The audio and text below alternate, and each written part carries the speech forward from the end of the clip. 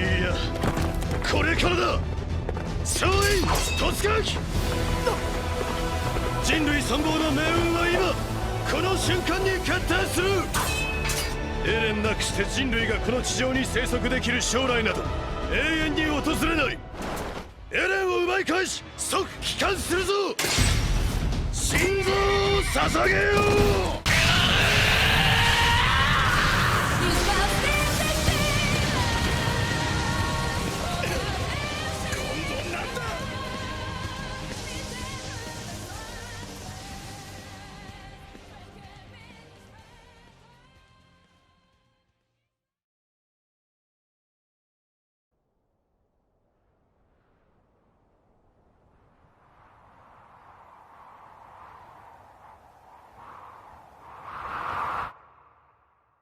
Bienvenue.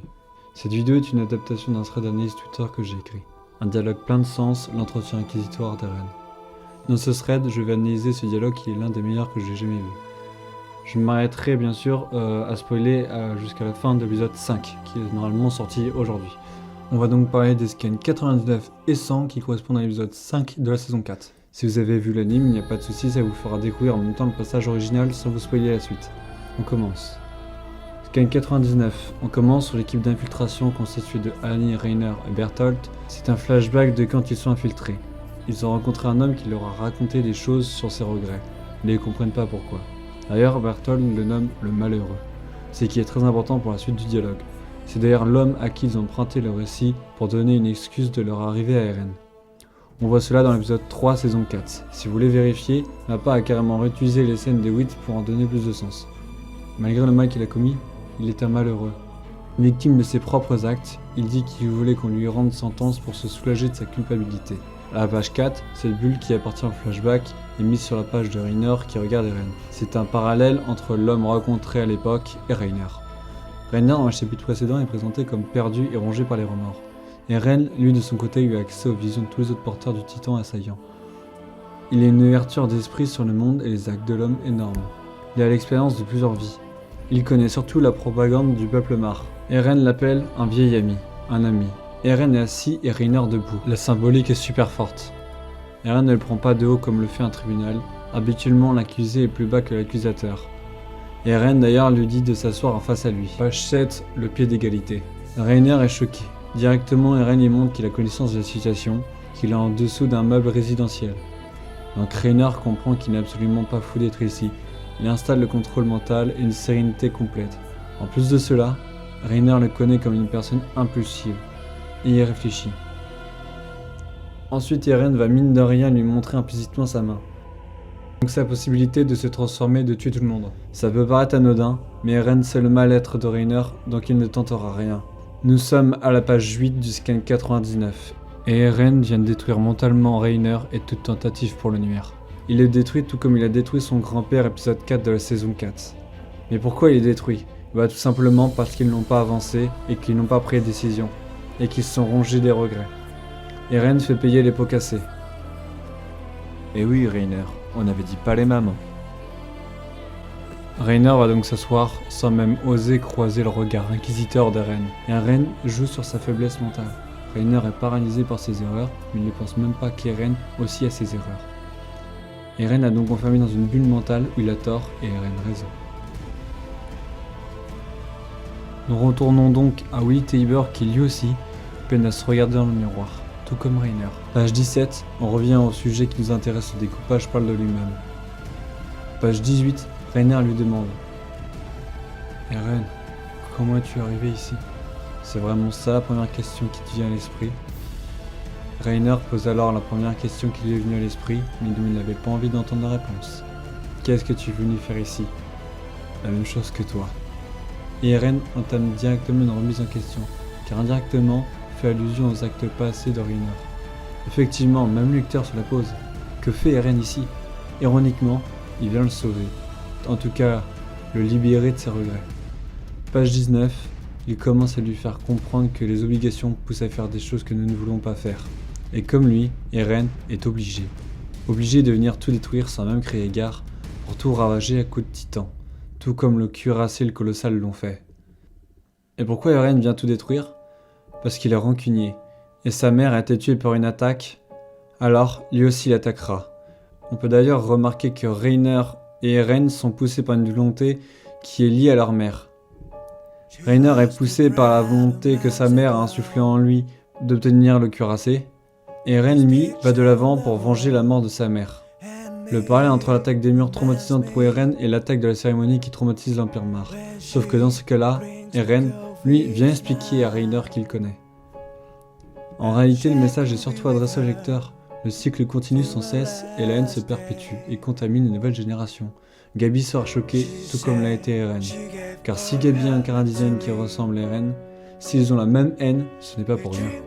Quand il lui dit « c'est exactement pareil », est en réalité une sorte de pardon. Car Eren a une vision plus omnisciente grâce aux souvenirs partagés des autres. Je rappelle qu'il connaît la propagande dont a été victime Reiner, mais il lui en veut quand même. Pourquoi ? Parce qu'à cause de lui, sa mère est morte. Car qui de plus rancunier que Eren ? Je connais une autre personne pour le coup, mais...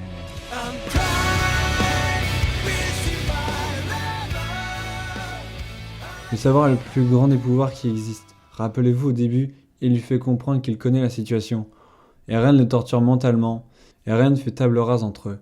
La pièce de théâtre commence, et là, grâce à la torture d'Eren, les propos de la pièce de théâtre prennent un second sens de lecture, pour Reiner et les lecteurs. À la page 25, on peut se rendre compte que la situation dans laquelle sont Reiner et Eren est exactement la même que le monde. Eren, la main coupée, peut mettre à exécution sa menace et tuer tout le monde dans le bâtiment. Tout comme l'île du paradis a des milliers de titans colossaux pour détruire le monde. Et tuer militaires comme innocents. Page 26, on constate encore le parallèle, les Eldiens mettent la pression sur le monde, tout comme Eren la met sur Reiner. Et Reiner n'a aucune information sur ce qui va arriver. Tout comme le peuple Mar n'a aucune information, malgré qu'ils savent les deux à une échelle différente. L'information est source de puissance, ce qui est d'ailleurs exploité à la perfection. Eren prend en otage Reiner, tout comme l'île prend en otage Mar. Page 27, Reiner réalise le ridicule du manque d'information, que les choses que ne comprend pas l'homme créent une peur primaire, celle de la mort, de crainte de perdre la vie, comme ceux qui se sont jetés sur le PQ en confinement. L'exemple est assez explicite, je pense. Reiner qui se cache de honte et de la lampe sur la caisse. Son esprit a été éclairé par Eren. L'une des meilleures pages de Shingeki no Kyojin à mes yeux. Une page étrangement chaleureuse de la part de Eren qui sort Reiner du mensonge dans lequel il a été conditionné toute sa vie. On revient à eux ensuite, page 34, rappelez-vous.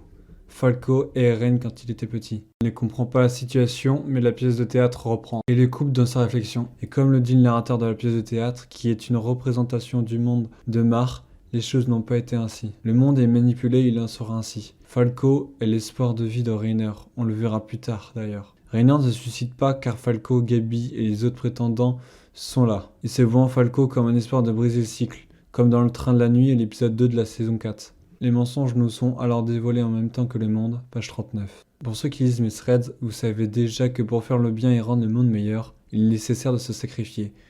Tout comme Eren le fait en masquant les choses durant son entrevue avec Armin et Mikasa, mais c'est une vision du futur. Maintenant, à cela, il faut ajouter un paramètre très important. Je l'appelle la balance du bien et du mal. C'est-à-dire que faire le bien entraîne irrémédiablement le mal, tout comme le mal entraîne le bien aussi. Le bien et le mal sont-ils opposés ? On pourrait être tenté de répondre oui. Mais si le mensonge est mauvais, alors pourquoi il en existe de bons ? La balance de la justice. Si être bon, c'est mettre du poids dans le bon, alors pourquoi est-ce que tout est contradictoire ? La justice est censée définir le bien et le mal, mais si la justice condamne un meurtre, alors la justice est faite. Mais pourquoi il en retombe du mal, de l'autre côté ?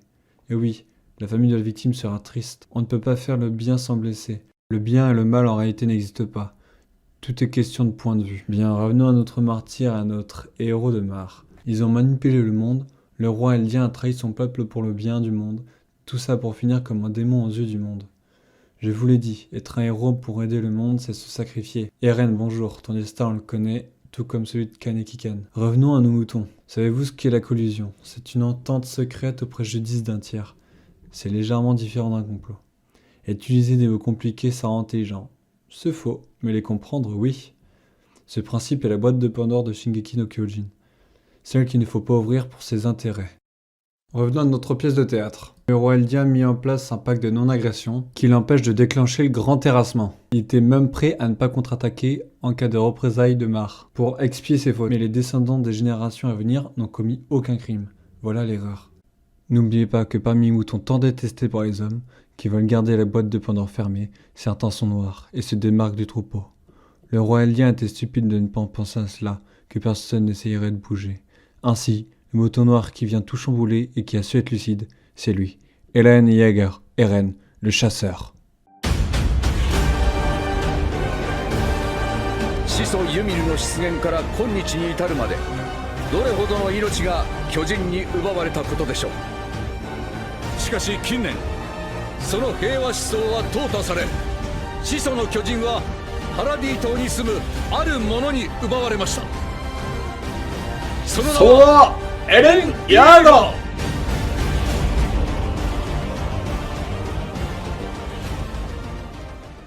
Présenté comme un monstre, ironique quand on sait que c'est eux-mêmes qui l'ont créé, page 45-46.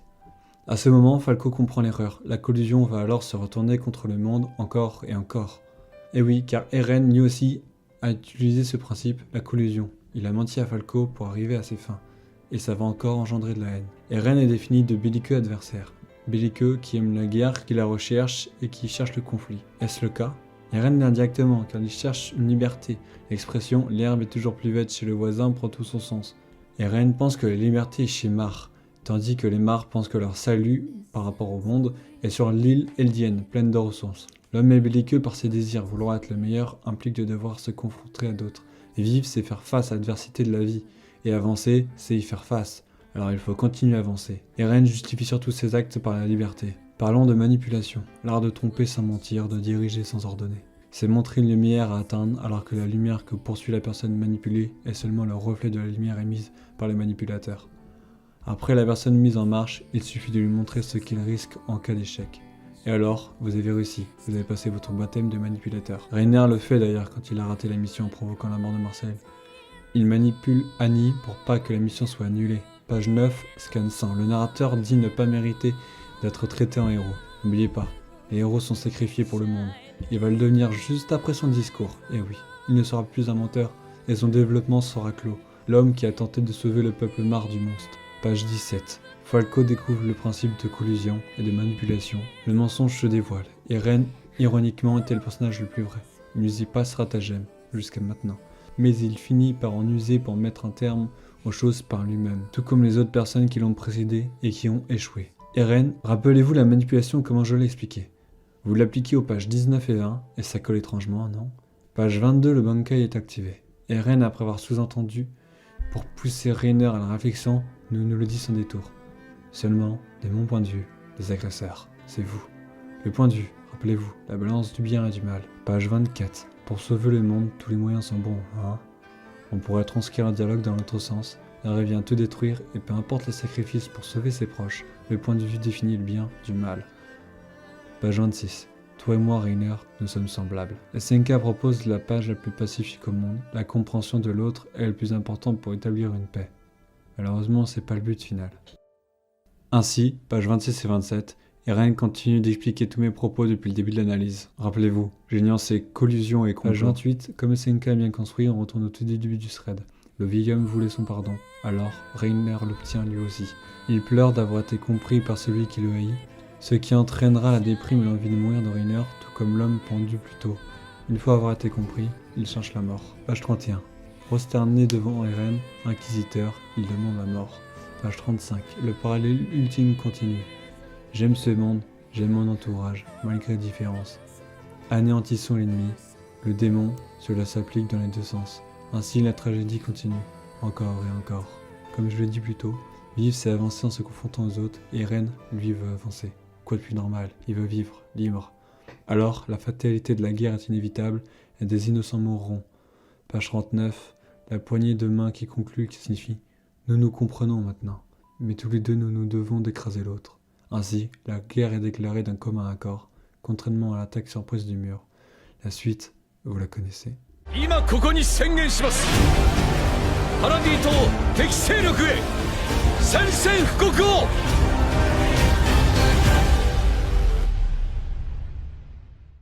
Et oui, l'histoire de Senka, jusqu'à ce point-là, est construite autour de Reiner et Eren, le traumatisme né de leur mère. Ainsi, je conclus l'analyse de ce passage clé de Shingeki no Kyojin, qui est à mes yeux l'un des meilleurs au monde. Beaucoup d'éléments apportés ici s'avèrent faux, car changement de paradigme oblige. Merci d'avoir regardé.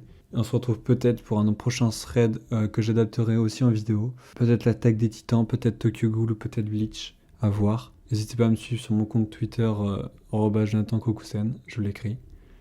Dans mon épinglé, vous avez tous les threads que j'ai pu écrire pour le moment. Ce sont toutes des analyses et dans lesquelles j'essaye d'être le meilleur. Toujours avancer, tout mais. Passez une bonne journée. Merci d'avoir regardé.